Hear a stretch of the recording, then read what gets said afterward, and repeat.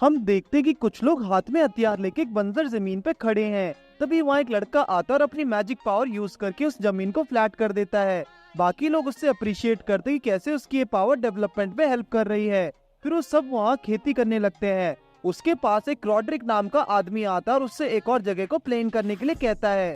फिर हम देखते कि हमारा हीरो टेलीपोर्ट करके एक हवेली के बाहर आ जाता है। वो अंदर जाता है तो उससे एलिस नाम की एक लड़की अंदर चाय के साथ वेलकम करती है। उसके साथ वहाँ तीनों लड़कियां होती हैं जो उससे उसके नाम के बारे में पूछते हैं और कैसे रॉड्रिक उसके बॉस की तरह है। तभी हमारा हीरो कहता है कि वो अंदर से व्हाइट कॉलर ऑफिसर है।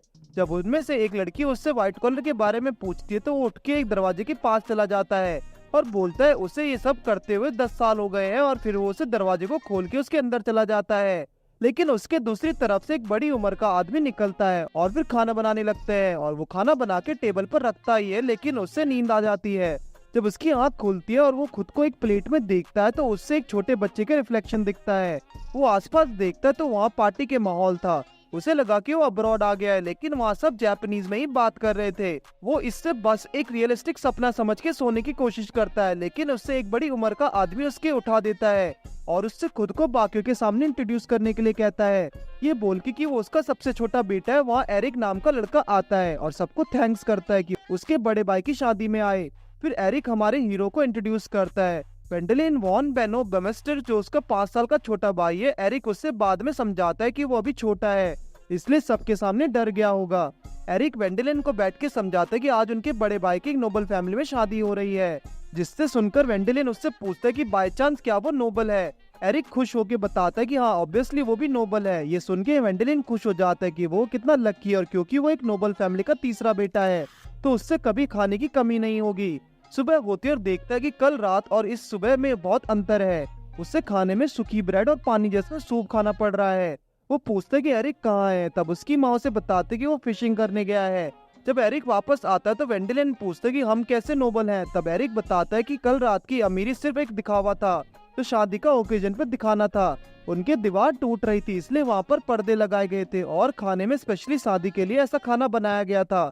उनका घर असलियत में किसी खंडर से कम नहीं था। वो दोनों बाहर हाथ धोने जाते हैं और वेंडेलिन सोचता है कि नोबल फैमिली का तीसरा बेटा होने का कुछ तो फायदा होगा।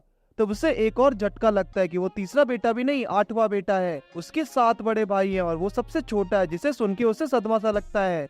वो छत पे जाके मैप में देख रहा होता है कि वो रह कहाँ रहे हैं। वो देखता है कि वो दूर साउथ में बर्मिस्टर किंगडम में रहता है, जहाँ सिर्फ 800 लोग रहते हैं। वेंडेलिन अपनी किस्मत को कोसते हुए बाहर निकलता है तो देखता है कि उसके बाकी भाई कहाँ जा रहे हैं और उसकी माँ रो रही है। वो पूछता है कि वो सब कहाँ जा रहे हैं तो एरिक बताता है कि उन्होंने डिसाइड करा था कि कर्ट उसके बड़े भाई की शादी के बाद वो सब घर छोड़ के चले जाएंगे और अपनी जिंदगी बनाएंगे, और वेंडेलिन अभी बच्चा है तो उसे बड़े होने तक वहाँ रुकना पड़ेगा। वेंडेलिन कहता है कि वो अपना जमीन में हिस्सा क्यों नहीं लेते। तब उनमें से एक बताता है कि उनके पास इतनी जमीन नहीं है और सारी कर्ट के पास जाएगी। उनके दूसरे भाई हेरमन ने ब्रांच फैमिली में शादी की, तो उस बाकी सबको अपनी जिंदगी अपने स्किल से ही बनानी होगी। वो पढ़ लिख के अब सोल्जर बनेंगे, ये कोई लो मैनेजमेंट काम करेंगे। एरिक वेंडेलिन को कहता है कि वो ज्यादा मौज मस्ती ना करे वरना वो इसे रिग्रेट करेंगे, और फिर वो सब वहाँ से चले जाते हैं। वेंडेलिन लाइब्रेरी में जाके देखता है कि उसे कोई काम की किताब मिल जाए, लेकिन वहाँ सिर्फ फालतू किताबें हैं। तभी उसे एक पेपर और मैजिकल एप्टीट्यूड क्रिस्टल बॉल मिलती है। पहले तो वेंडेलिन को लगता है कि मैजिक जैसा कोई चीज नहीं होता, वो फिर बाय चांस ट्राई ही कर लेता है। वो पेपर में पढ़ता है कि हर इंसान में माना पावर होती है, लेकिन कुछ ही होते हैं जो उस मैजिक की तरह इस्तेमाल कर सकते हैं। और वो एक बार ट्राई कर ही लेता है और उसका तरफ हाथ बढ़ाकर जोर लगाने लगता है। पहले तो कुछ नहीं होता, लेकिन थोड़ी देर में वो रेनबो कलर से चमकने लगती है। वेंडेलिन पेपर में पढ़ता है कि अगर बॉल रेनबो कलर में चमके तो मतलब उसमें बहुत ज्यादा जादुई शक्ति है। इसके अलावा उस पेपर पे सिर्फ लिखने वाले का नाम फिन लिखा था, और वो किताबों में ढूंढने लगता है कि उससे कुछ मिल जाए कि मैजिक को यूज कैसे करना है, लेकिन उसमें कुछ नहीं था। तभी उसके पापा वहाँ आके उससे जंगल से लकड़ी लाने के लिए कह देते हैं। जंगल में वेंडेलिन एक लकड़ी की जादुई छड़ी बना के मैजिक करने की कोशिश करता है, लेकिन कुछ नहीं होता। तभी वहाँ एक आदमी आके उससे छड़ी छीन के फेंक देता है और वेंडेलिन को बताता है कि वो भी एक जादूगर है।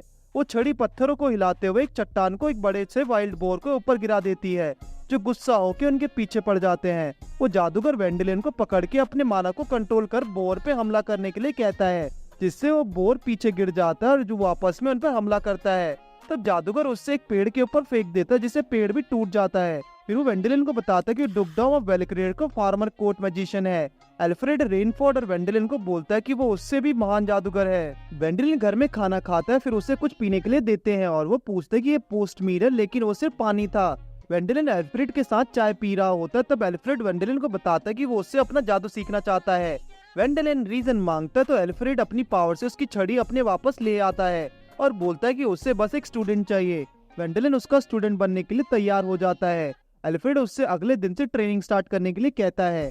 एल्फ्रेड वेंडेलिन को वेल कह के बुलाता है। वो वेल से कहता है कि अपने मैजिक के बारे में किसी को ना बताए, वरना लोग उसे अगला लॉर्ड बनने के लिए फोर्स करेंगे, जिससे सक्सेशन डिस्प्यूट भी हो सकता है। वेल पूछता है कि वो तो 8वां बेटा है, तो वो लॉर्ड कैसे बन सकता है। एल्फ्रेड बताता है कि वो मैजिशियंस को अंडरस्टिमेट ना करे, वो एक चुटकी में लॉर्ड बन सकते हैं और अब सक्सेशन डिस्प्यूट उस जैसे छोटे बच्चे के लिए बहुत मुश्किल होगा। एल्फ्रेड वेल को अपनी माना कैपेसिटी मैच करने के लिए कहता है, जिससे वेल की कैपेसिटी एल्फ्रेड जितनी हो जाएगी। एल्फ्रेड उसके हाथ पकड़ता है। वेल को उसके हाथ बहुत ठंडे लगते हैं और अपनी माना को सर्किट के थ्रू करने के लिए बोलता है। वेल वैसा ही करता है और उससे एल्फ्रेड की माना दिखने लगती है। एल्फ्रेड वेल को बताता है कि हर इंसान की मैक्सिमम माना कैपेसिटी उसके जन्म के साथ ही डिसाइड हो जाती है, उसके आगे वो नहीं जा सकती। लेकिन वेल ने एल्फ्रेड को भी सरपास कर दिया और ये तो उसकी मैक्सिमम माना भी नहीं थी। फिर हम देखते हैं कि वेल के पापा लाइब्रेरी में खड़े होकर क्रिस्टल बॉल को घूर रहे होते हैं। वेल के भाई आके उससे पूछता है कि वो क्या कर रहा है, तो वो बोलता है कि वो क्रिस्टल बॉल तो ऊपर रखी हुई थी, ये नीचे कैसे आ गई। फिर वो याद करता है कि उसने वेल को लाइब्रेरी में देखा था। वो दोनों वेल का मजाक उड़ाते हैं और उससे लगा था कि उसके पास मैजिक पावर्स हैं, और जब उसे पता लगा कि उसके पास नहीं है तो वो बहुत रोया होगा। वेल एक पहाड़ी के ऊपर अपनी ट्रेनिंग कर रहा होता है, जहाँ एल्फ्रेड उड़ के आ जाता है और उसकी तारीफ करता है कि कैसे उसने कुछ ही दिनों में इतना अच्छा जादू सीख लिया। वेल बोलता है कि एल्फ्रेड की वजह से ये तो हो पाया है, वरना वो अकेले ट्रेनिंग करता तो कुछ नहीं कर पाता। एल्फ्रेड की पीठ पे एक बास्केट होती। जब वेल उसके बारे में पूछते तब वो बताता है कि ये माउंटेन वेजिटेबल्स वेल के लिए लाया, क्योंकि उसके घर से जंगल में खाना ढूंढने के लिए भेजा गया था। अगर वो सब्जियां लेके आ जाएगा तो कोई उस पर शक नहीं करेगा। घर पे सब इतने दिनों बाद इतना सारा खाना देख के खुश हो जाते हैं और वेल की तारीफ करते हैं। तभी उसके पापा उससे पूछते कि इनमें से एक सब्जी तो नदी के दूसरी तरफ उगती है, वो इससे कैसे लाया है। वो कहता है कि वो जादू को यूज करके उड़ के गया था। उससे सब हंसने लगते हैं, लेकिन उसके भाई को वेल पे शक हो जाता है। हम देखते कि एल्फ्रेड वेल को पकड़ने हवा में उड़ रहा होता है और उससे बताता है कि ट्रैकिंग मैजिक विंड मैजिक का एक पार्ट है और उससे हवा में मौजूद वाइब्रेशन को सेंस करने के लिए कहता है। तभी वेल नीचे एक पत्थर देखता और अपना जादू इस्तेमाल करके उससे पुश करता है, जो एक चिड़िया की जाके लगता है। फिर एल्फ्रेड और वेल उससे पका के खा लेते हैं। वेल उसकी तारीफ करते हुए कहता है कि बर्ड को ग्रिल करके खाना कितना टेस्टी लगता है। तभी वो वसाबी उस पे लगाने लगता है और एल्फ्रेड को भी देता है। एल्फ्रेड बहुत सारी वसाबी मीट पे लगा के खाने लगता है। इसे देख के वेल को अजीब लगता है। वेल बताता है कि उससे ये वसाबी घने जंगल के अंदर मिली थी। एल्फ्रेड उसे जंगल में ज्यादा अंदर ले जाने से मना कर देता है, क्योंकि वहाँ इंसान खाने वाले मॉन्स्टर रहते हैं। एल्फ्रेड ये भी बताता है कि घने जंगलों के अंदर, जिन्हें एनचेस्टेड फॉरेस्ट भी कहते हैं, उनके अंदर ऐसे पेड़ पौधे होते हैं जो कहीं और नहीं मिलते और बहुत सारे लोग उसे ढूंढने जाते हैं लेकिन वापस नहीं आते। वेल अपनी प्रैक्टिस करते हुए एल्फ्रेड को बताते कि उसका भाई कर्ट उसके ऊपर नजर रखे रहा है। एल्फ्रेड कहता है कि कर्ट को वेल पे शक हो गया है कि वो मैजिक यूज कर सकता है और उसे डर लग रहा है कि उसका हक वेल को दे दिया जाएंगे। लेकिन वेल कहता है कि उससे लॉर्ड बनने में इंटरेस्ट नहीं है और वो एक बच्चा है, तो उसे नहीं पता कि उसके साथ क्या करना है। तब एल्फ्रेड उसे सजेस्ट करता है कि वो एक एडवेंचरर बन सकता है और दुनिया को एक्सप्लोर कर सकता है और वेल के पास एडवेंचरर की सारी खूबी है। वो ये भी बताता है कि वो भी पहले एडवेंचरर हुआ करता था। ये सुन के वेल खुश हो जाता है। तभी एल्फ्रेड के साथ से कुछ काला और आसा निकलने लगता है। उसे पकड़ के वो कहता है कि उससे अभी और समय चाहिए। वेल अपने घर जाके अपने पापा को बताता है कि वो एक एडवेंचरर बनना चाहता है और एडवेंचरर एकेडमी में जाना चाहता है, जो बर्मेस्टर किंगडम के बाहर पहाड़ों की दूसरी तरफ है। वेल कहता है कि वो उसमें 12 साल के होने के बाद एडमिशन लेगा, लेकिन उसके पापा कहते हैं कि वो एक प्रॉब्लम है, उनके पास इतने पैसे नहीं है जो उसे एडवेंचर एकेडमी में एडमिशन दिला दे। एल्फ्रेड एक मैप में देखता है और बताता है कि बेल्केड्रॉर और बेरमिगर के बारे में, जहाँ एडवेंचर एकेडमी है। एल्फ्रेड बताता है कि ये एक मर्केंटाइल जगह है जहाँ बच्चे भी अपना सामान बेच सकते हैं, और लेकिन ये बहुत दूर है। उसके लिए वेल को पहले फ्लाइट मैजिक सीखना होगा, जिससे वो तेजी स्पीड से ट्रैवल कर सके। फिर वो वेल को पकड़ के हवा में उड़ जाता है और उससे बोलता है कि ये वो दुनिया है जहाँ उसका इंतजार कर रही है। फिर हम देखते हैं कि रात में एल्फ्रेड एक चट्टान पे बैठा होता है और उसमें से फिर से काली औरा निकल रही होती है। अगले दिन वेल अपने उड़ने की प्रैक्टिस कर रहा होता है। तभी एल्फ्रेड बताता है कि उसकी ट्रेनिंग अब खत्म होती है। वेल पूछता है कि इतनी जल्दी क्यों, अभी तक तो उसने अच्छे से उड़ना भी नहीं सीखा, और एल्फ्रेड उसे डांट के चुप करा देता है। फिर वेल को घर पे उसके पापा बताता है कि जंगल में एक विस्परिंग डेड देखा गया था। वो बताते हैं कि विस्परिंग डेड अनडेड क्रिएचर्स होते हैं जिनके पास कॉग्निटिव पावर होती है और उनका शरीर कोल्ड होता है और उनका कलर पेल होता है। तभी वेल को पता चलता है कि एल्फ्रेड भी एक विस्परिंग डेड है।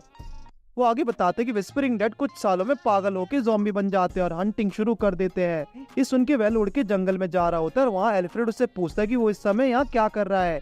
तब एल्फ्रेड उससे अपने साथ घर चलने के लिए कहता है, लेकिन वेल बताता है कि 5 साल पहले ड्यूक के बेटों को बीमारी हो गई थी जिसके इलाज के लिए वो हर्ब ढूंढने एन्चेंटेड फॉरेस्ट में गए थे।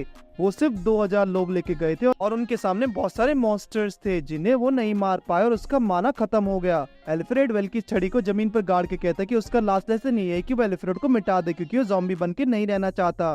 पहले वेल ये नहीं कर पाता लेकिन एल्फ्रेड के रिक्वेस्ट करने पर वो ये कर ही देता और बहुत तेज रोने लगता है। फिर हम देखते हैं कि वेल बड़ा हो गया और वो घर छोड़ के जा रहा है।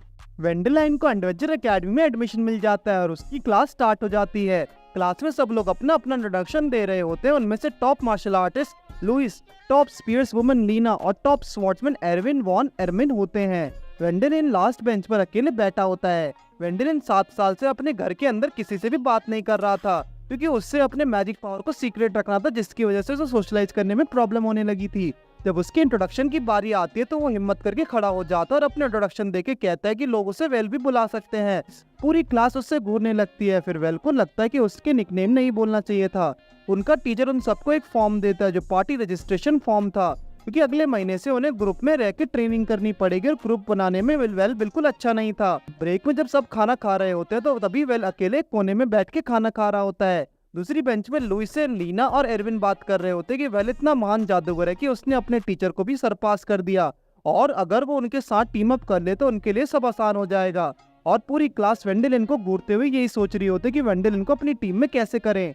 उन्हें लगता है कि वेंडेलिन चेक कर रहा है कि कौन उससे टीम अप करने के लायक है। तभी एरविन के ग्रुप के पास एक्स्ट्रायो आके बोलता है कि वेंडेलिन उनके ही टीम में जाएगा। वेंडेलिन इन सबसे बात करने की कोशिश करता है लेकिन वो उन्हें डिस्टर्ब नहीं करना चाहता था इसलिए चुप हो जाता है। क्लास में उनका टीचर बताता है कि बहुत से बच्चे अपने खर्चे निकालने के लिए पार्ट टाइम जॉब करते हैं इसलिए उन्हें हंटिंग करने के लिए कहता है। वो जितने जानवर हंट करे के लाएंगे उन्हें उतने पैसे मिलेंगे लेकिन ये सब उन्हें ग्रुप बना के करना पड़ेगा। पूरी क्लास ग्रुप बनाती है लेकिन वेंडेलिन अकेला ही रहता है। क्लास के बच्चों को फिर से लगता है कि वेंडेलिन उन सबका टेस्ट कर रहा है। जो ज्यादा जानवर हंट करेगा उससे ही वो अपने टीम में मेट बनाएंगे। क्लास कोशिश करती कि वो ज्यादा से ज्यादा जानवरों को पकड़ सके जिससे वेंडेलिन उनकी टीम में आ जाए। सब बच्चे अपने जानवर हंट करके लाते हैं और पैसे लेके चले जाते हैं। थोड़ी देर बाद वेंडेलिन वहाँ आता है लेकिन उसके हाथ में कुछ नहीं होता। वो एक मैजिक बैग निकालता है जो उसे उसके टीचर एल्फ्रेड ने दिया था और उसमें से एक के बाद एक बहुत सारे जानवर निकलते हैं जिसमें बहुत सारे बाल और डियर होते थे। ये सब देख के बाकी सब शॉक हो जाते हैं और उन्हें लगता है कि ये हमसे इतना स्ट्रॉन्ग है कि ये हम जैसों के साथ टीम अप क्यों ही करेगा और वहाँ से चले जाते हैं। वेंडेलिन को बहुत सारे पैसे मिलते हैं और वो पीछे मुड़ता है और लोगों को खाने पे इनवाइट करने के लिए लेकिन वहाँ कोई नहीं होता। लुइस और लीना एरविन से बात कर रहे होते कि कैसे उनकी फैमिली में कुछ अहमियत ही नहीं है। एरविन अपने फैमिली का 5वां बेटा है इसलिए उस पर कोई इतना ध्यान नहीं देता। लुइस बताते कि जब उसने ट्रेनिंग करनी शुरू की तो वो बहुत ही जल्दी अपने पापा और भाई से ज्यादा स्ट्रांग हो गई तो इसलिए वो लोग उसे अवॉइड करने लगे जिससे उसकी वजह से छुप के ट्रेनिंग करनी पड़ती है। तभी लीना गुस्सा होकर खड़े होकर बोलती है कि यह गलत है, उन्हें भी सपने देखने का हक है। वो अपना नाम बमस्टर में करना चाहते हैं जिसके लिए वो डीप फॉरेस्ट में निकल जाते हैं। लीना उन्हें मना करते लेकिन फिर भी वो चलते रहते हैं। तभी वहाँ एक्स्ट्रा लार्ज वुल्व्स का झुंड आके उन पर हमला कर देता है। वेंडेलिन दूर से जंगल को ट्रैक ही कर रहा होता है तब उस पर पता चलता है कि उसके क्लासमेट फंस गए हैं तो वो उड़ के उनके पास पहुंच जाता है और वुल्व्स को मार देता है लेकिन एरविन लुइस को बचाते हुए घायल हो जाता है तो उससे ट्रीटमेंट के लिए ले जाया जाता है। तब लुइस वेल से बोलते कि वो बाकी सबसे कितना स्ट्रांग है और वो उसके सामने कुछ भी नहीं है। एरविन उसे बताते कि सब लोग उसे अपनी टीम में चाहते हैं इसलिए वो लोग उसका अटेंशन पाने के लिए जंगल में आए थे और उससे उनकी पार्टी ज्वाइन करने के लिए कहते हैं जो वो कर लेता है। तभी वहाँ उनका टीचर आता और उन्हें बताता कि ड्यूक ऑफ ब्रेकस्टर उन्हें उनके लिए एक ग्रैंड पार्टी रखी है। क्लास के बच्चे बात कर रहे होते कि वो बस किंगडम ऑफ हेलमेट में ऊपर रैंक होना चाहते हैं। लुइस डेक से मिलने के लिए एक्साइटेड होती है और अपने पार्टी मेंबर्स को फॉर्मल क्लॉथ्स की शॉपिंग करने के लिए कहती है लेकिन बाकी सब कहते हैं कि ड्यूक सिर्फ वेंडेलिन से मिलना चाहता और ऐसा ही था तो उसने केवल वेंडेलिन को ही क्यों नहीं बुला लिया। वो लोग पार्टी में पहुंचते हैं जहाँ ड्यूक वेंडेलिन को देख के सबको इग्नोर करके उसकी तरफ बढ़ने लगता है। इससे देखकर एक्स्ट्रायो लुइस से फिर हंसने लगता है क्योंकि ड्यूक ने उससे भी इग्नोर कर दिया।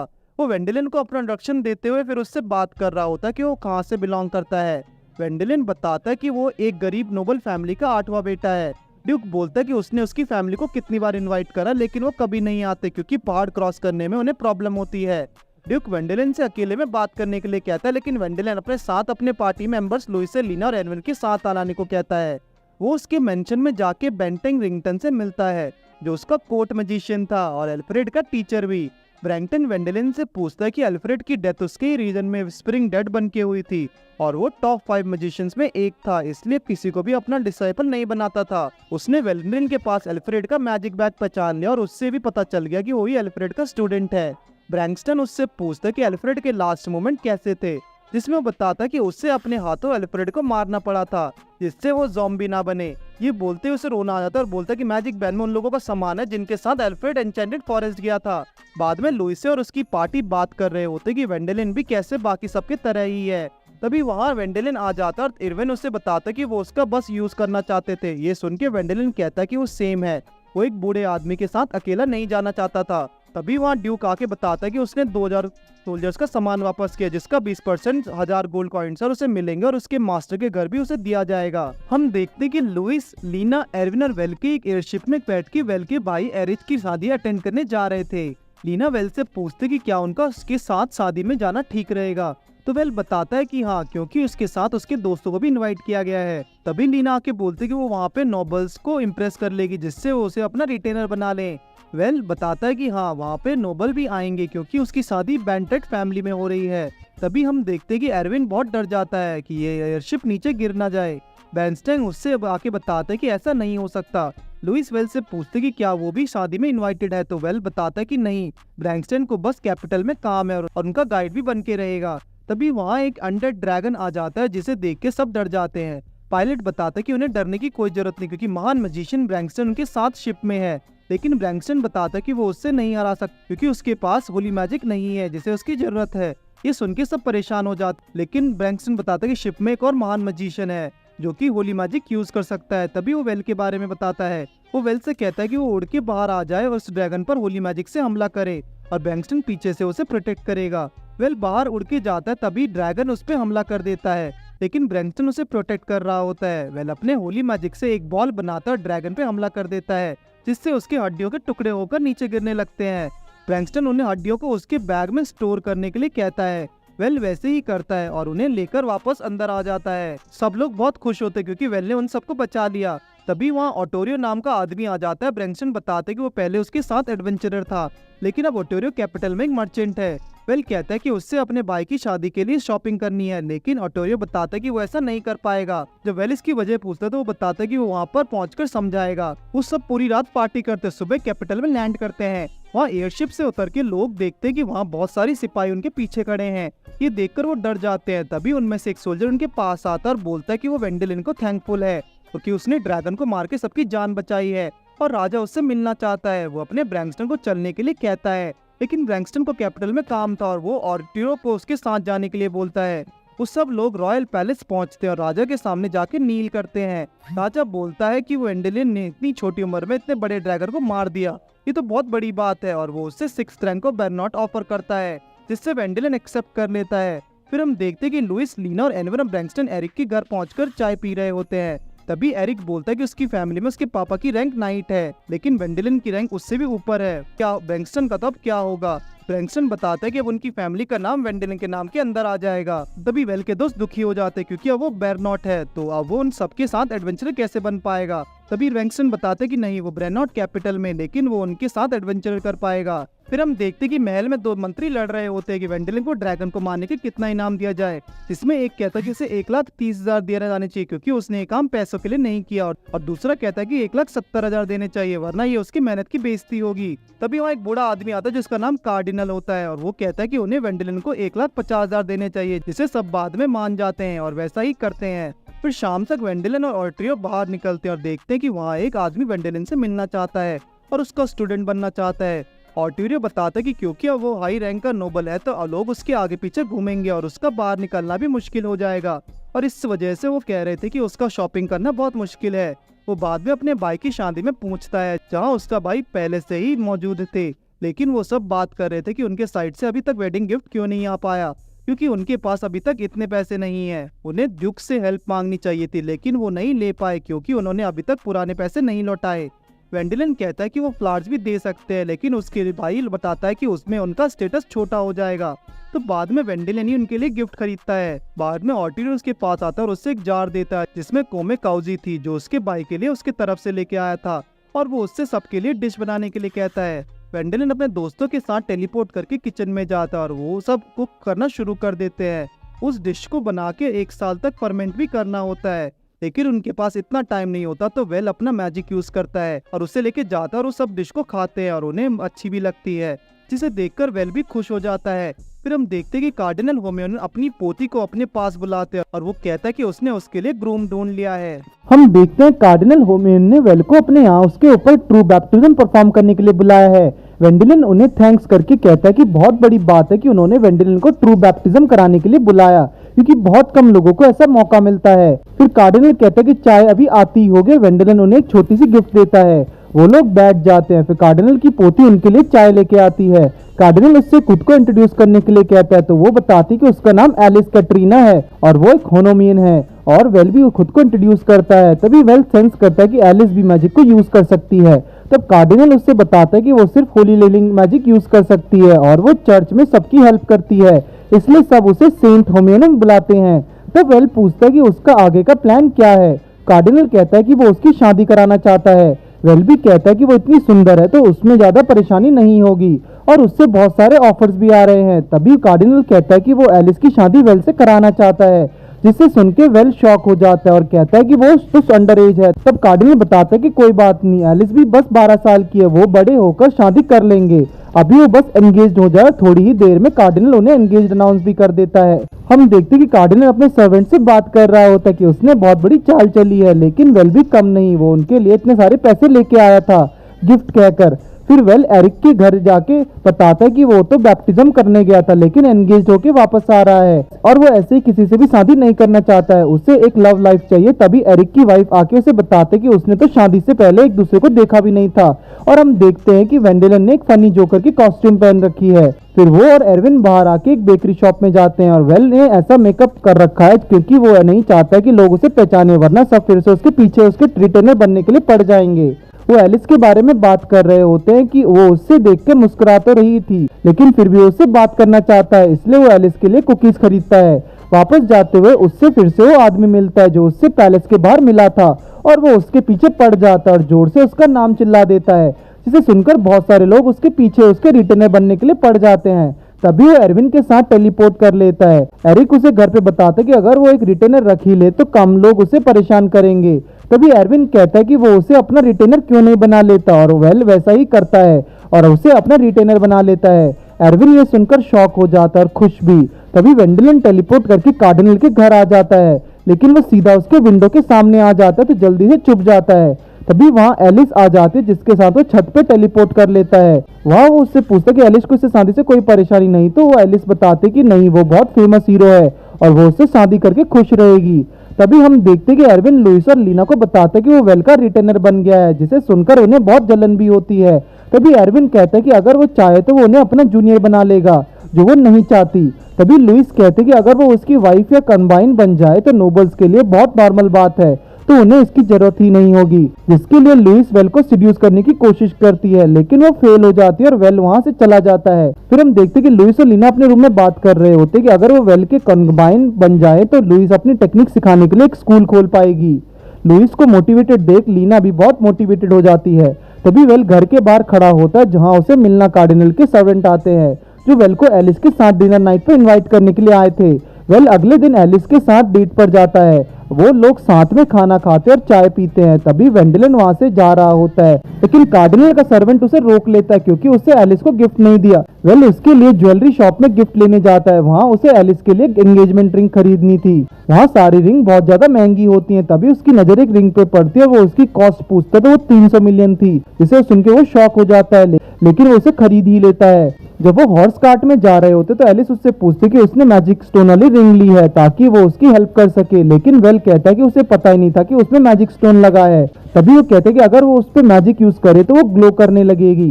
वेल उस पर मैजिक यूज करता है और ग्लो करने लगती है। वेल कहता है कि उसने ये रिंग एलिस को गिफ्ट करी क्योंकि उस पर सुंदर लगेगी और सिर्फ वो ही है जो उसे नॉर्मली ट्रीट करती है, वरना सब उसे ड्रैगन स्लेयर भी बुलाते हैं। और वो कहता है कि उसे भी बहुत परेशानी हुई होगी क्योंकि सब उससे सेंट होमेन बुलाते हैं। फिर हम देखते हैं कि कार्डिनल अपने सर्वेंट से पूछ रहा होता है कि उसे वेल कैसा लगा, तो वो कहता है कि कह नहीं सकते कि वेल अब क्या सोच रहा है। लुइस, लीना और एरविन बैठकर बात कर रहे होते कि उनका अब कॉन्क्यूबेन बनने का प्लान है।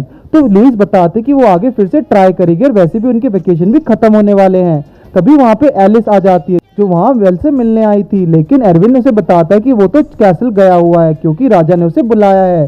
तब हम देखते हैं कि राजा वेल को एक ड्रैगन को मारने के लिए कहता है और वेल मान जाता है। वो प्लान बना रहे होते कि उन्हें जॉर्जलैंड नाम के ड्रैगन को खत्म करना है। वेल पूछता है कि वो सिर्फ वो और बैंक्सटन ही उससे कैसे हरा पाएंगे, तो राजा कहता है कि वो 2 नहीं 3 लोग जाएंगे। तभी वहाँ एक और मैजिशियन आ जाता है जो ब्रैंक्सटन को पहले से जानता था। वो पैलेस मैजिशियन आर्मस्ट्रांग था और वो लोग उड़ के पालके परिये के लिए निकल जाते हैं जहां वो मिलिट्री के साथ मिलकर तैयारी करेंगे और फिर ड्रैगन को मारने जाएंगे।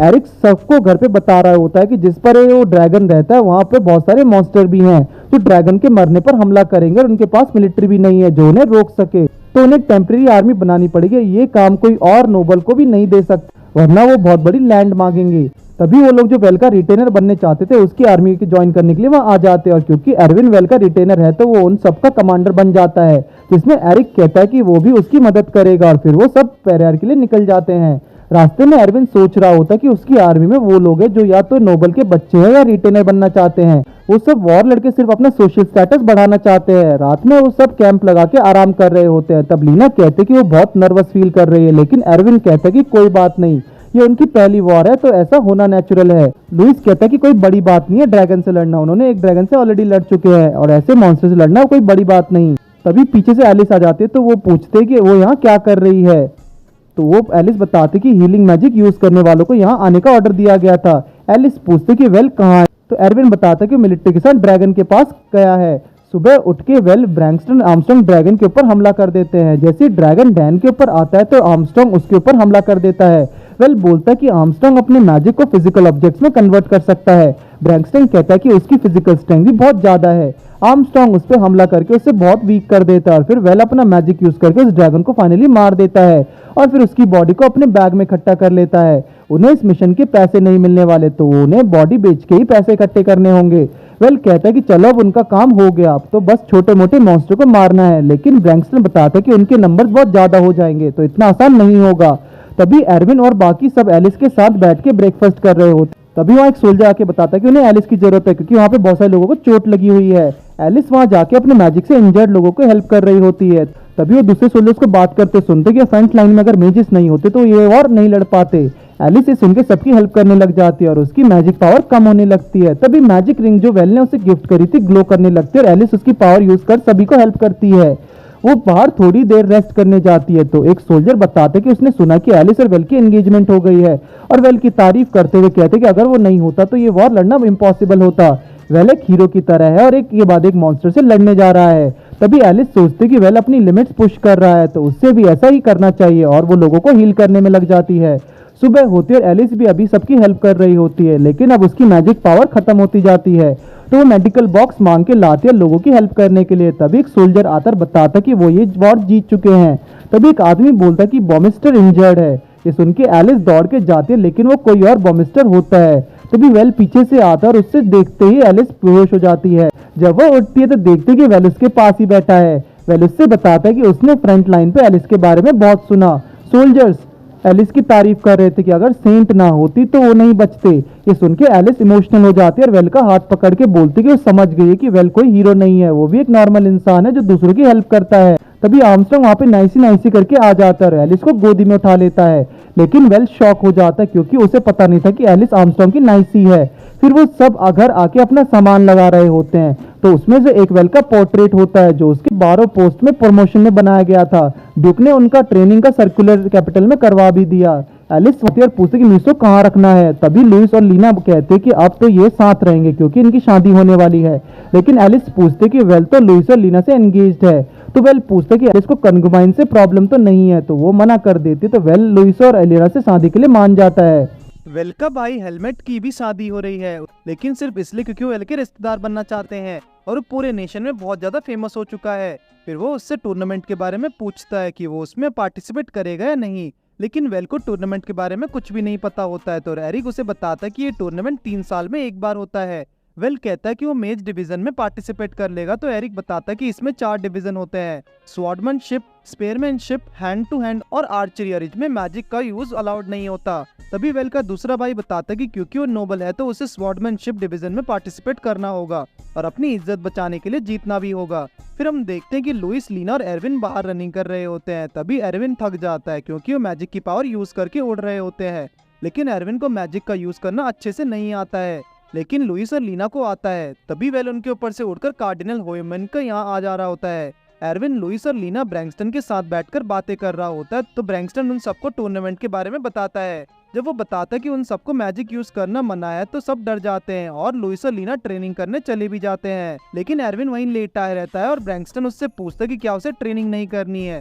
तो एरविन बताता है कि उसे अब फर्क नहीं पड़ता है, लेकिन ब्रैंक्सटन कहता है अगर वो अच्छे से ट्रेनिंग नहीं करेगा तो उससे उसके एडवेंचर पार्टी से निकाल दिया जाएगा, क्योंकि 2 साल बाद वो सब 15 साल के हो जाएंगे और एडवेंचरर बन जाएंगे। लेकिन अगर एरविन उनके लिए रुकावट बनेगा तो उसे निकालना पड़ेगा। ये सुनकर एरविन बहुत शॉक हो जाता है। बाद में डाइनिंग टेबल पर बैठकर सब जब खाना खा रहे होते हैं तो वेल बताता है कि वो कार्डिनल के यहाँ एडवेंचर पार्टी की बात करने गए हैं। ये सुन के एरविन डर जाता है और वो कहता है कि वो एलिस को पार्टी में ज्वाइन करने के लिए वहाँ गया था। ये सुनकर सब खुश हो जाते हैं और एरविन भी शांत हो जाता है। तभी वेल बात कर रहा होता है कि वो टूर्नामेंट में पार्टिसिपेट कर जीतना चाहता है और ये भी बताता है कि वो रॉयल नाइट्स के लीडर वॉरेन 2 साल से इस टूर्नामेंट को जीत रहा है, लेकिन वो इस साल इसमें पार्टिसिपेट नहीं करेगा क्योंकि वो नई जनरेशन से किसी को जीतना चाहता है। तभी एरविन गुस्सा होकर कहता है कि वो जीतेगा इस टूर्नामेंट को। फिर हम देखते हैं कि सब ट्रेनिंग कर रहे होते हैं, जिसमें एरविन सबसे आगे होता है और वेल सबसे पीछे क्योंकि उससे मैजिक पावर की आदत है। एरविन बहुत ज्यादा मेहनत करता है और ट्रेनिंग में सबसे आगे रहता है, चाहे वो रनिंग हो या पुलअप्स या फिर शॉर्ट प्रैक्टिस। उल्टा वेल इनमें से कुछ भी नहीं कर पाता। लुइस और लीना भी कहते हैं अगर ऐसा रहा तो एरविन टूर्नामेंट को जीत ही लेगा।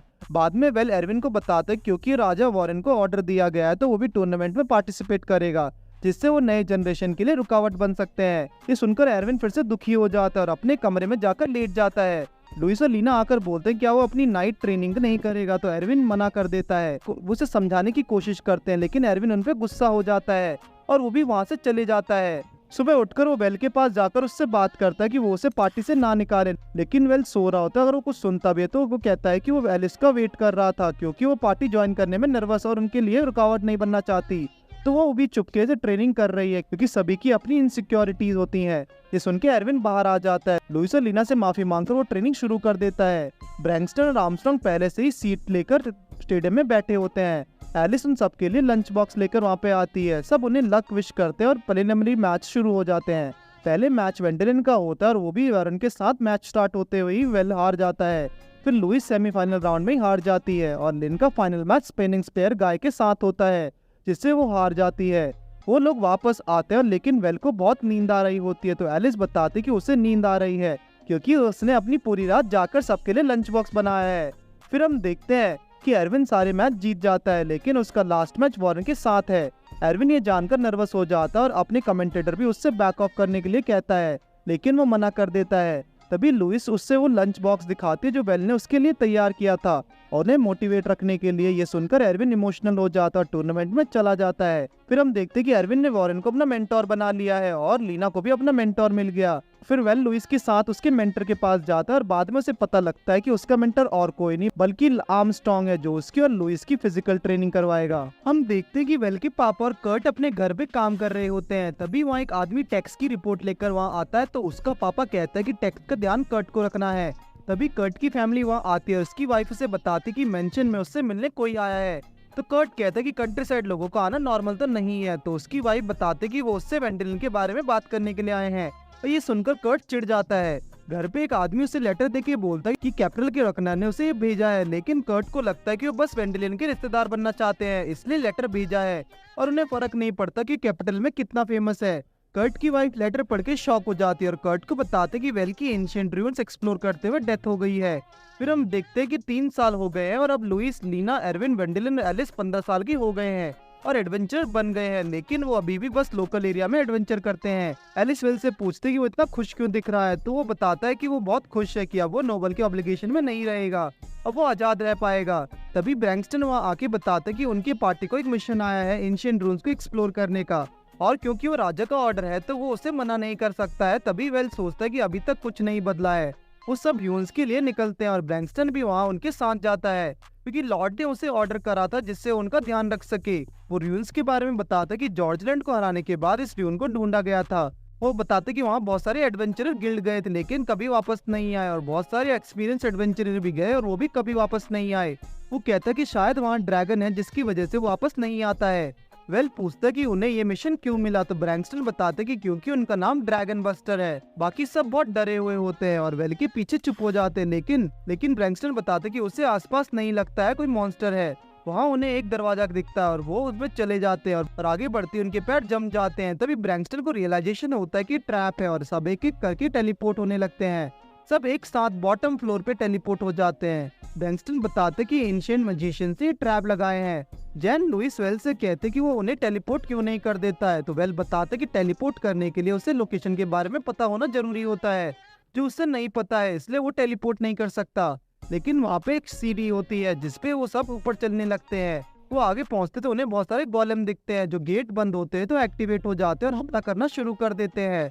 लुइस, लीना और एरविन वेल को फाइट करने से मना कर देते हैं क्योंकि उसे अपनी मैजिक पावर सेव करनी चाहिए, आगे के लिए सेव करनी चाहिए और वो खुद लड़ने चले जाते हैं। ब्रैंक्सटन उन सबको प्रोटेक्ट कर रहा होता है और वेल को उनकी डोर से हेल्प करने के लिए कहता है और एलिस को उन्हें हील करने के लिए। वो फाइनली सारे गोलेम को हरा देते और देखते ही देखते वहाँ पर उनके बाकी एडवेंचरर्स के स्केलेटन पड़े हुए हैं।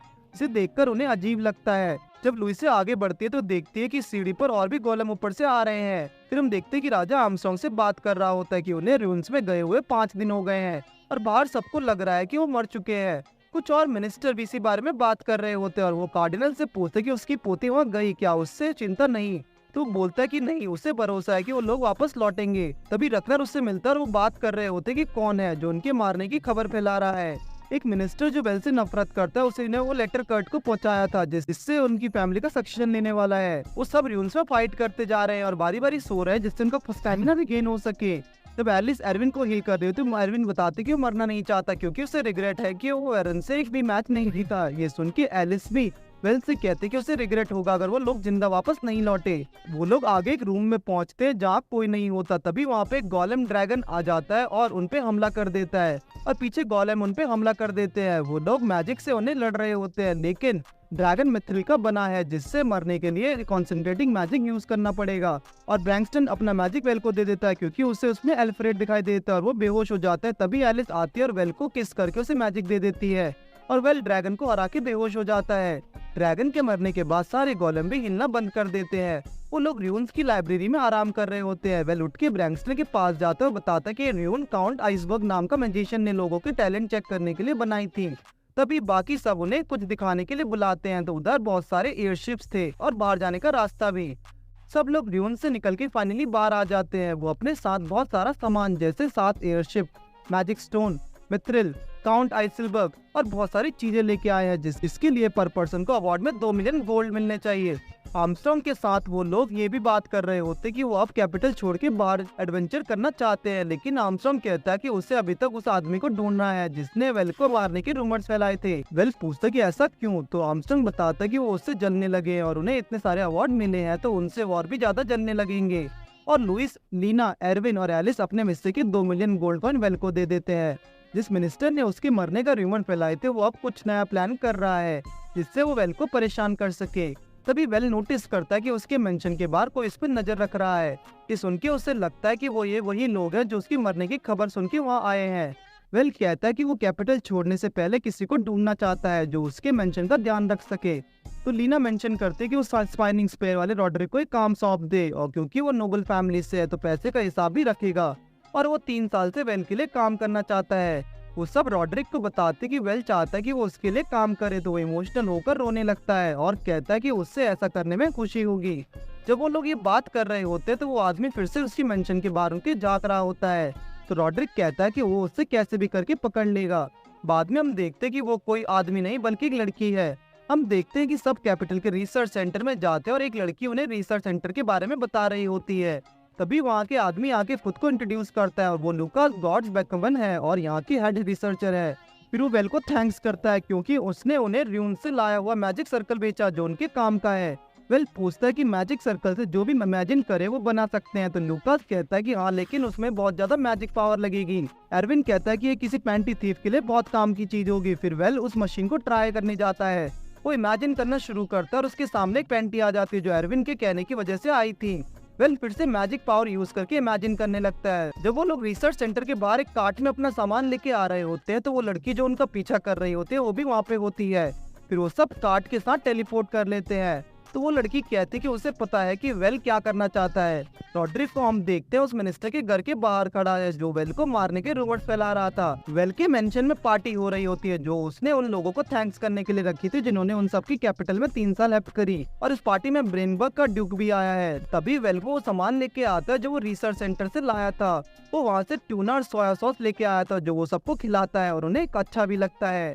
रॉड्रिक वेल को बताता है कि जिसने उसके मरने का रूमर्स फैलाए थे वो और कोई नहीं बल्कि हेड ऑडिटर रुकनर है जो कमिश्नर रुकनर को छोटा भाई है। वो ऐसा इसलिए कर रहा है जिससे वो अपने भाई की कमिश्नर की पोस्ट छीन सके। और रॉड्रिक ये भी बताता है कि उसने वेल के घर के लिए एक मैसेंजर भी भेज दिया है। रॉड्रिक कहता है कि चिंता की कोई बात नहीं, उसने रुकनर के इंतजाम पहले ही कर दिया है। फिर हम देखते हैं कि रुकनर ने पूरे कैपिटल में रूमर फैला दिया है कि रुकनर को वेल को र्यून्स में मारने का प्लान बना रखा था और ये सुन के राजा उससे बुलाता है। रॉड्रिक बाद में ये बताता है कि रुकनर और कोई नहीं बल्कि उसका पापा है जिसने उसे कभी बेटे की तरह नहीं माना। वो लड़की जो वेल पे नजर रखी हुई थी वो गेट तोड़कर अंदर घुस जाती है। एरविन उससे रुकने की कोशिश करता है कि लेकिन वो उसे उठा के फेंक देती है और जाके ट्यूना खाने लगती है। तभी लॉर्ड मार्शल एडगर को आके बताता है कि उसका नाम विल्मा है और वो और कोई नहीं उसकी बेटी है। विल्मा कहते हैं कि उसका पीछा इसलिए कर रही थी क्योंकि वो देखना चाहती थी कि वेल उससे फीड कर पाएगा या नहीं। और फिर वो एलिस के साथ और ट्यूना खाने चली जाती है। ब्रैंक्सटन कहता है कि उससे हीरो सिंड्रोम है जिसमें मैजिक कॉन्स्टेंटली मसल में रहता है और बहुत ज्यादा स्ट्रेंथ देता है, इसलिए जिन्हें ये सिंड्रोम होता है उन्हें खाना भी ज्यादा खाना पड़ता है। एडगर वेल से रिक्वेस्ट करता है कि वो उसे उसका बॉडीगार्ड बना ले या फिर उससे भी शादी कर ले, लेकिन वेल कहता है कि वो ब्रिस्बर्ग में जाके नॉर्मली एडवेंचर हंट करेंगे तो उन्हें बॉडीगार्ड जरूरत नहीं।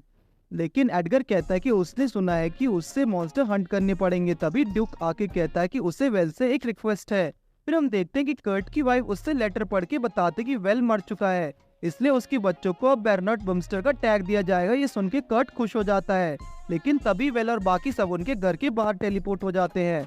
ब्रैंक्सटन वेल की फैमिली को बताते कि 15 साल पहले जो 2000 सोल्जर्स एन्चेंटेड फॉरेस्ट में फॉर्मेट ड्यूक के साथ गए थे उन्हें उनके रेमिनेंट्स लाने के लिए और उनकी सोल प्यूरिफाई करने का ऑर्डर दिया है जिससे पहले वो ग्रेटर अनडेड लीचेस बन जाएं। वेल के पापा बताते कि उनके यहाँ भी सभी बहुत सारे सोल्जर्स गए थे लेकिन वो सब ज़ॉम्बी बन गए। कर्ट ये सुन के गुस्सा हो जाता है। वो कहता है कि ज़ॉम्बीज को मार के उन्हें जो रॉ मटेरियल मिलेगा उसे वो कॉइन में कन्वर्ट कर लेंगे जिसका उन्हें 30% मिलता है, लेकिन उससे 50% चाहिए। लेकिन वो लोग उनके रेमिनेंट्स लाके उनकी फैमिली को देना चाहते हैं। कर्ट कहता है कि इसकी कोई जरूरत नहीं है, उन्होंने उनका फनरल पहले ही तैयार कर दिया है। एलिस कहती है कि ऐसा हो ही नहीं सकता क्योंकि उनकी फनरल को पहले उन्हें प्योरीफाई करना होगा।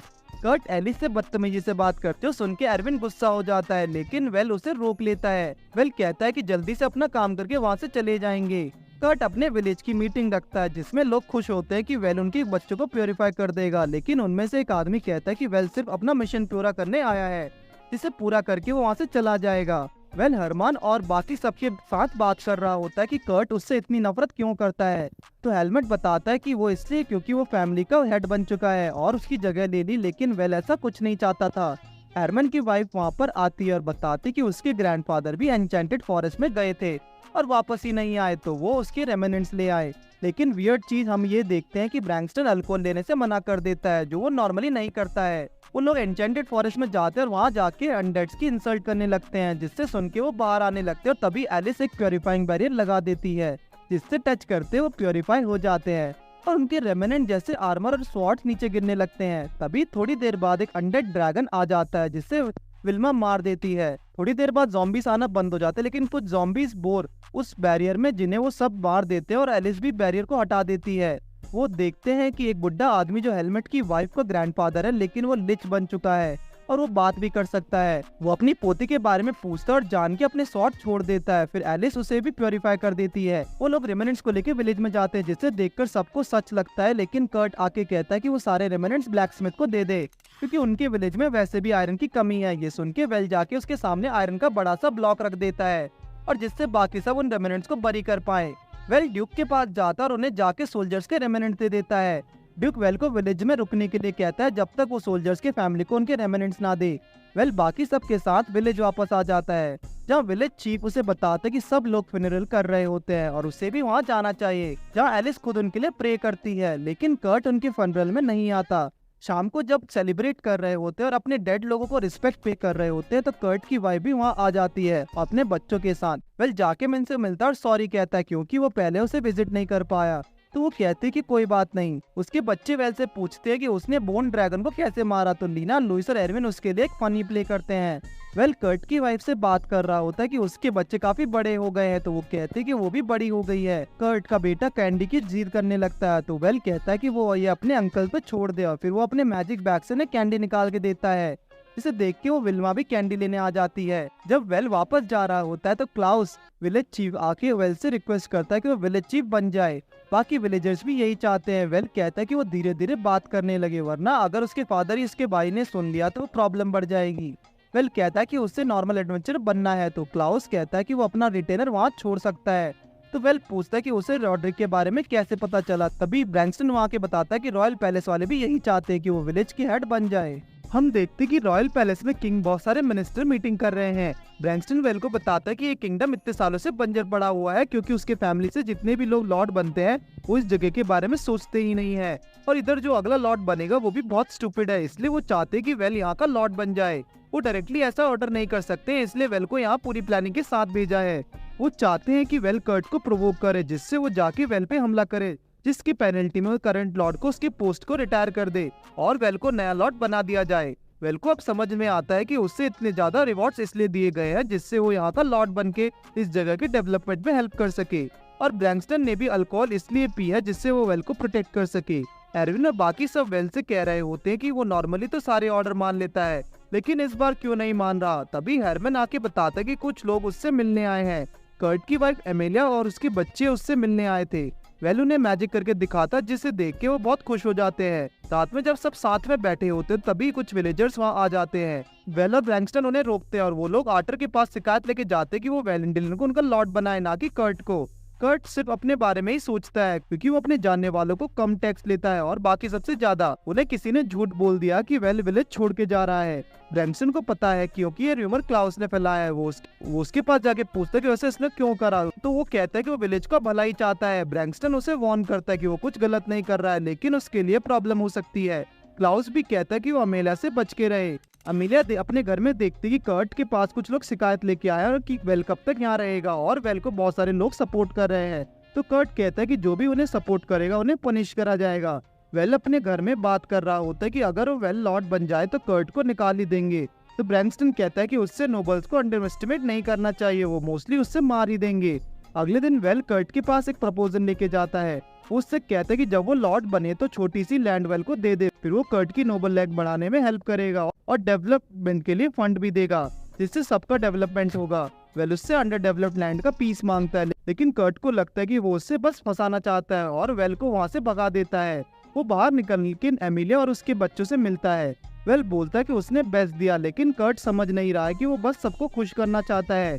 एमिलिया कहती कि उससे इस सबसे कुछ फर्क नहीं पड़ता, वो बस अपने को खुश करना चाहती है और वो नहीं चाहती कि बड़े होकर उनसे नोबल का टैग छीन लिया जाए, तो उन्हें कुछ बुरा लगे। वेल और बाकी सब जब घर पे कुकिंग कर रहे होते हैं तो वेल कहता है कि वो लॉर्ड बनने के लिए तैयार है। वो बहुत सारे लोगों को इस डिसीजन से दुखी करने लगेगा, लेकिन वो किसी की डेथ नहीं चाहता, जिसके लिए वो सबसे हेल्प मांगता है और सब उसका सपोर्ट करते हैं। वेल और बाकी सब विलेज में एक मार्केट खोलते हैं जहाँ वो बहुत सारे सामान बेचते हैं, जिसे देखकर उन्हें सपोर्टर बढ़ जाते हैं। कर्ट को उसके सपोर्टर कहते हैं कि वो वेल को मार क्यों नहीं देता, और वो कहता है कि ऐसा करना बेवकूफी होगी क्योंकि वो एक मैच से लड़ रहे हैं। जब उसके सपोर्टर जंगल से होकर जा रहे होते हैं तो वेल और बाकी सब लोग उसके सामने आ जाते हैं और उन्हें भी अपनी तरफ कर लेते हैं। कर्ट को लगता है कि उन्हें धमका के अपनी साइड कर लेना चाहिए, लेकिन वेल रॉड्रिक को बताता है कि उसने उन्हें क्राफ्टमैन स्किल सिखा के अपनी साइड किया है। वेल रॉड्रिक के साथ मिलकर एमिलिया और उसके बच्चों के लिए रहने की जगह देखने जाता है। जहाँ वो सारे तमाशे से दूर रह सके। फिर वो चर्च में जाते हैं और वे कर्ट को एसोसिएशन ज्वाइन कराने की बात करते हैं, जिससे वेल के लॉर्ड बनने के बाद नोबल्स उससे ढूंढ कर ना सके और वो सेफ रहे। जाते हुए रास्ते में वो बात कर रहे होते कि डेवलपमेंट के लिए उन्हें बहुत सारे पैसों की जरूरत होगी। तभी उनके साइड से रुकनर का आदमी जाता है, जो कर्ट के पास झूठा लेटर लेके आया था। रुकनर उससे कुछ देता है और वो कर्ट को देने के लिए कहता है। कर्ट जब विलेज मीटिंग रखता है तो उधर बस एक आदमी आता है और वो भी उससे छोड़ के चला जाता है, क्योंकि वेल ने उससे कैपिटल में ट्रेनिंग का ऑफर दिया है। कर्ट बिल्कुल अकेला हो जाता है और वेल को मारने का प्लान बनाता है। तभी रुकनर के आदमी वहाँ आके उससे कहते कि वो नॉर्मल नाइफ से उससे नहीं मार पाएगा। फिर वो उससे ड्रैगन फ्लूट देता है और कहता है कि इससे वो उसे मार डालेगा। रुकनर का आदमी कर्ट को सॉरी बोलता है कि पहली बार गलती से वो गलत इन्फॉर्मेशन ले आया है, लेकिन इस बार वो उसकी हेल्प करना चाहता है। कर्ट जब ड्रैगन फ्लूट का प्राइस पूछता है तो वो बोलता है कि रुकनर ये उससे फ्री में दे रहा है, वो बस वेल को मार दे। ब्रैंक्सटन पार्टी से मैजिक पावर से देखता है कि कर्ट उनके ऊपर हमला करने के लिए आ रहा है, तो वो सब तैयार हो जाते हैं। वो कर्ट की तरफ बढ़ता है तो वो ड्रैगन फ्लूट निकाल लेता है, जिससे देखकर ब्रैंक्सटन डर जाता है और वो कहता है कि उसने इसके बारे में सिर्फ सुना है, कभी देखा नहीं है। वो बताता है कि उस फ्लूट से वो बहुत सारे ड्रैगन्स को बुला सकता है, जिसने एक साथ लड़ना बहुत मुश्किल होगा। वो कहता है कि उसे फर्क नहीं पड़ता कोई मरे या बचे, वैसे भी सबने उसे धोखा दे दिया है और अगर वो वेंडेलिन के मरने के बाद उसके पैसों से डेवलपमेंट करेगा तो सब उसे हीरो समझेंगे और उसकी नई फैमिली स्टार्ट कर लेगा। ब्रैंक्सटन एक स्नीक अटैक करने का ट्राई करता है, लेकिन फ्लूट को कुछ समझ नहीं होता और वो इस फ्लूट को बजाने लगता है, लेकिन वहाँ कोई ड्रैगन नहीं आता बल्कि मैलिस आ जाता है। कर्ट के साथ धोखा होता है और उसे झूठ बोल के फ्लूट को मैलिस दे दिया जाता है। वो मैलिस कर्ट के अंदर घुस जाते हैं और फिर वो एक अनडेड मॉन्स्टर बन जाता है और उनपे हमला कर देता है। एलिस अपना प्योरिफिकेशन मैजिक यूज करके उससे हराने की कोशिश करती है। वेल को अपने ही भाई पे हमला करने में दुख हो रहा था और तो ब्रैंक्सटन कहता है कि वो मर चुका है और कुछ नहीं किया जा सकता है, तो वेल कर्ट पे हमला कर देता और वेल भी प्योरिफिकेशन मैजिक यूज करके उसे हरा देता है और खत्म हो जाता है। कर्ट एक मैलिस बन जाता है और कैपिटल में उड़ के रकनर के यहाँ पहुंच जाता है। वहाँ एक पार्टी चल रही थी और रकनर अपने दोस्तों के साथ कर्ट को इंसल्ट करते हुए कह रहा था कि वो और वेल दोनों ही मर जाएंगे और वो आराम से कमिश्नर बन जाएगा, लेकिन कर्ट उसके सामने आके उसे मार देता है। अगले दिन वेल और रॉड्रिक उसके घर के बाहर जाके खड़े हो जाते हैं और रॉड्रिक वेल को बताता है कि इस इंसिडेंट में 12 लोगों की डेथ हुई है। रॉड्रिक ये भी बताता है कि जिसने उन पर हमला किया था उसे कर्ट माना जा रहा है और प्रीस्ट ने उसे प्योरीफाई कर दिया। वेल ने एमएलए और उसके बच्चों को रहने का इंतजाम कैपिटल में किया था, लेकिन क्योंकि अब वो एक क्रिमिनल के फैमिली मेंबर्स हैं तो वो चुपके से सेकंड हन के यहाँ रह रहे हैं। वेल ब्रैंक्सटन आर्मस्ट्रांग को कहता है कि उसने उन्हें छुपा दिया तो, लेकिन फिर भी लोग उनसे नफरत करेंगे और बाहर भी नहीं निकल पाएंगे। वेल ये भी कहता है कि सब उससे बहुत महान वीरों पसंदते हैं, लेकिन वो किसी को भी नहीं बचा पाया। ब्रैंक्सटन कहता है कि इसमें उसकी कोई गलती नहीं बल्कि फ्लूट ऑफ मैलिस की है। वेल नोबल्स के बारे में शिकायत कर रहा होता है कि ब्रैंक्सटन कहता है कि उससे भी शीशे में देखना चाहिए क्योंकि वो भी एक नोबल है और वेल उससे कभी कभी बहुत अलग या बहुत दूर दिखता है। जब सब साथ में खाना खा रहे होते तो वेल छुपा होता है। एलिस और वेल तब बाहर होते हैं तो वेल पूछता है कि क्या उससे भी वो अलग अलग लगता है, तो एलिस कहती है हाँ उसे लगता है कि वेल वहाँ है लेकिन नहीं है। तो वेल कहता है कि वो अभी तक इस वर्ल्ड को एक्सेप्ट नहीं कर पाया है और वो एक दिन महान नोबल जरूर बनेगा। अगले दिन वेल राजा और कुछ मिनिस्टर के साथ होता है। राजा ने उसे रिवॉर्ड देने के लिए बुलाया है क्योंकि उसने इस सिचुएशन को इतनी अच्छी तरीके से हैंडल किया, तो वो उससे ब्रमस्टर किंगडम दे सकता है, लेकिन वो भी कहता है कि उसे डेवलपमेंट के लिए बंजर जमीन देना अच्छा नहीं होगा, तो वो उसकी विश पूरी करेगा। और ये आइडिया कमिश्नर रकनर का था। वेल कहता है कि 12 नोबल मिनिस्टर की डेथ के बाद अब मिनिस्टर की जगह खाली है, तो वो अपने चॉइस के 2 लोगों को नोबल बनाना चाहता है, लेकिन बाकी सब गुस्सा हो जाते हैं क्योंकि ऐसा करने का हक सिर्फ राजा का होता है। एडगर और रुकनर आपस में लड़ने लग जाते हैं क्योंकि एडगर अपने रिश्तेदार को मिनिस्टर बनाना चाहता है, तो ड्यूक कहता है कि उन्हें बुलाना नहीं चाहिए कि वो राजा के सामने खड़े हैं। ड्यूक ये भी कहता है कि ऐसा कुछ ट्राई करने में कोई प्रॉब्लम नहीं है, लेकिन एडगर कहता है कि वैसा इसलिए चाहता है क्योंकि वो वेल का लॉर्ड है। सब लोग आपस में लड़ने लगते हैं तो आर्मस्ट्रांग सबको शांत करता है और वेल से बोलता है कि वो फिर से बोले वो क्या चाहता है। वो जैसे ही बोलने जाता है तो आर्मस्ट्रांग गुस्सा हो जाता है और राजा से कहता है कि वो उससे कुछ ना दे, वो बर्मस्टर किंगडम को डेवलप कर लेगा, लेकिन राजा चाहता है कि वेल ही बर्मस्टर किंगडम को डेवलप करे और ऐसा करना आर्मस्ट्रांग का सिर्फ नाटक था। राजा वेल की रिक्वेस्ट मान लेता और उससे 5th रैंक और काउंट का टाइटल दे दिया जाता है। बाद में राजा आर्मस्ट्रॉन्ग से बात कर रहा होता है कि उससे पता था कि ये सब उनका नाटक था और आर्मस्ट्रॉन्ग को अपनी एक्टिंग स्किल पे काम करना चाहिए। जब एलिस और वेल एमिलिया को विजिट करते हैं तो वेल कहता है कि जब एमिलिया के बच्चे बड़े हो जाएंगे तब वो उन्हें अपना टाइटल पास कर देगा। एमिलिया कहती है कि एक दिन उसके बच्चे समझेंगे कि कर्ट की डेथ उसकी खुद की चॉइस थी। फिर हम देखते कि बर्मिस्टर में डेवलपमेंट का काम शुरू हो गया है। तब वो अपने मैजिक पावर से इस जगह को फ्लैटन कर रहा होता है। तो लुइस आर्मस्ट्रॉन्ग के साथ आती है और ट्रेनिंग के लिए बोलती है। तभी विल्मा भी उसके पास एक बड़ा सा बनाना लेके चॉकलेट बनवाने आ जाती है और वेल कंफ्यूज हो जाता है और वो करे क्या।